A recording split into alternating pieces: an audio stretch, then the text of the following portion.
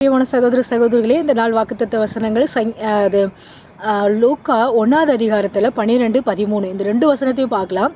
லூக்கா அதிகாரம் 1ல் 12, 13. சகரியா அதை கண்டு பயந்தான். தூதனானவர் சகரியா, பயப்படாதே, உன் வேண்டுதலை கேட்கப்பட்டது. உன் மனைவியாகிய ஒரு குமாரனை பெறுவாய். அவனுக்கு யோவான் என்று பெயரிடுவாய்.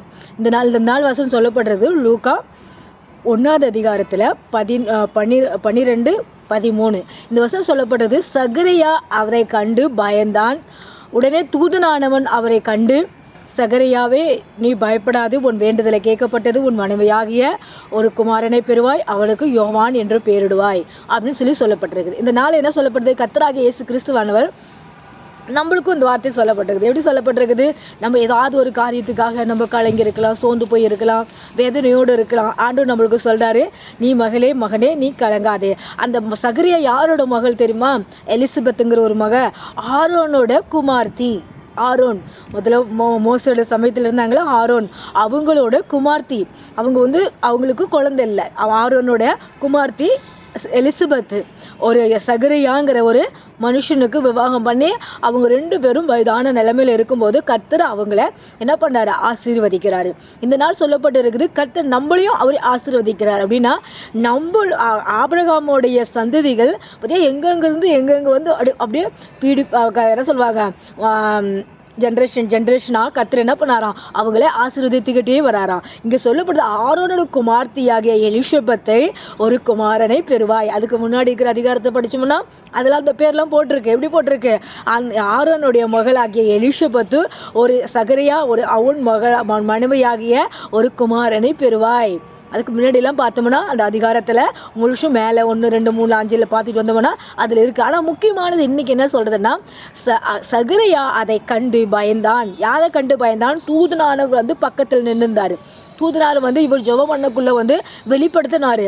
நீ ஏன் கலங்குற, ஏன் உனக்கு ரொம்ப கஷ்டமாக இருக்குன்னு சொல்லி அவர் கேட்கும்போது அதை என்ன பண்ணாராம்? பார்த்து கொண்டு இருந்தபோது அப்பொழுது அவர் சொல்கிறாரு, இந்த நாள் நம்ம கூட என்ன பண்ணிடலாம், நம்மளோட வாழ்க்கையில் என்ன பண்ணுறோம், ஏதாவது நம்மளுக்கு ஒரு தேவையாக இருக்கலாம், ஏதாவது நம்மளுக்கு ஒரு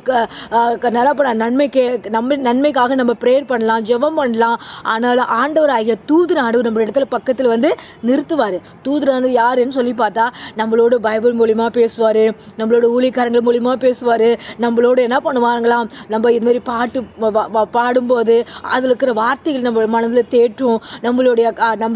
நம்மளுடைய ஆவிக்குரியவங்களோட நம்ம பேசும்போது அவங்களிடத்துல நம்மளுக்கு ஒரு சொல்யூஷன் கிடைக்கும். இதனால் என்ன சொல்லப்பட்டிருக்குதுன்னா, நீங்கள் யாராவது உங்களுக்கு கஷ்டப்பட்டு கொண்டு பாரத்தோடு வேதனையோடு இருக்கிறீங்களா, அந்த ஆரோனுடைய மகளை போல இருக்கிறீங்களா, நீங்கள் என்ன பண்ண அந்த எலிசபெத்தோட அந்த சிஸ்டர் போல நீங்கள் இருக்கிறீங்களா, இல்லை நீங்கள் சகரியாவோட மனைவி போல இருக்கிறீங்களா, இது 3மே ஒரே ஆளுதான். கர்த்தர் என்ன சொல்லப்பட்டிருக்குது?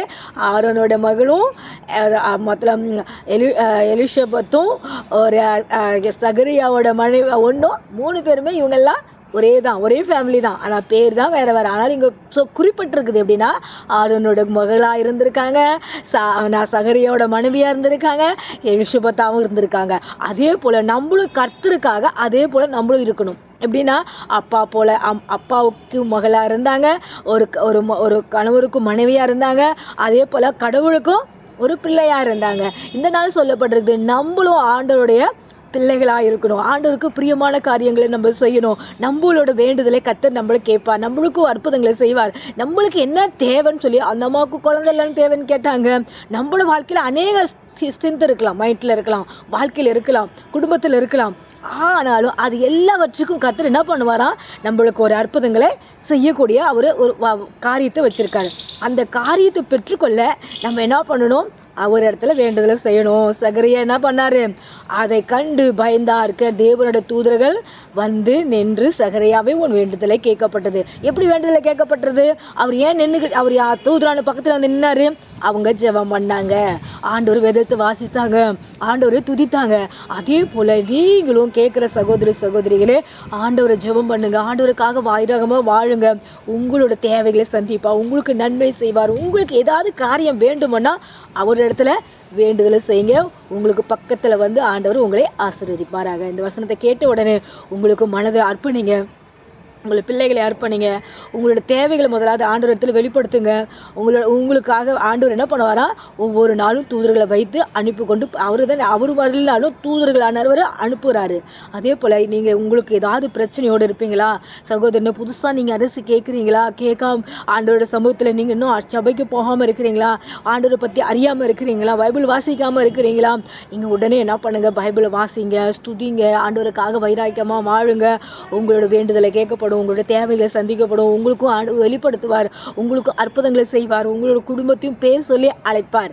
அந்த என்ன பண்ண ஆரோனு மகளையாக எலிசபெத்தை நான் ஆசீர்வதிக்கிறேன்னு சொன்னார் இல்லையா, உங்களோட பேரை கூட கர்த்தர் என்ன பண்ணா அழைக்கிறாரு, உங்களோட பேர் சொல்லி கூட கர்த்தர் கூப்பிடுறாரு. இந்த நாள் நீங்க யாராவது கேட்டுக்கிட்டு புதுசா இருந்தீங்கன்னா உங்களுக்கு ஆண்டு என்ன பண்ணாரு, சகோதரியை உங்களை தொடுறாரு ஆண்டவர், உங்களுக்கு உடனே என்ன பண்ண அற்புதங்களை செய்வார். ஆண்டவர் உங்களுக்கு உடனே என்ன பண்ண அற்புதங்களை செய்வார். உங்கள் பேரை அவர் அறிந்திருக்கிறாரு. நீங்கள் நினைக்கலாம் என் பேர் அறியலன்னு, உங்கள் பேர் ஜீவ புஸ்தகத்தில் அறிந்திருக்காரு. நீங்கள் எப்போ இயேசுவை பற்றி ஒரு வார்த்தை கேட்டுட்டீங்களோ உங்களோட மனது கடவுள் நல்லவர் அப்படின்னு நீங்கள் நினச்சிட்டீங்களோ அப்பயே ஆண்டவர் என்ன உங்களுடைய பேரை ஜீவ புஸ்தகத்தில் எழுதிட்டாரு. இது என்னோட மகள் அப்படின்னு. அப்புறம் பிசாசு ஆனவன் நம்மளுக்கு அநேக பிரச்சனை கொடுத்தாலும் கர்த்தர் நம்மளோடு கூட வந்து நம்மளை ஆசீர்வதிப்பாராக. God bless you everyone. Praise the Lord.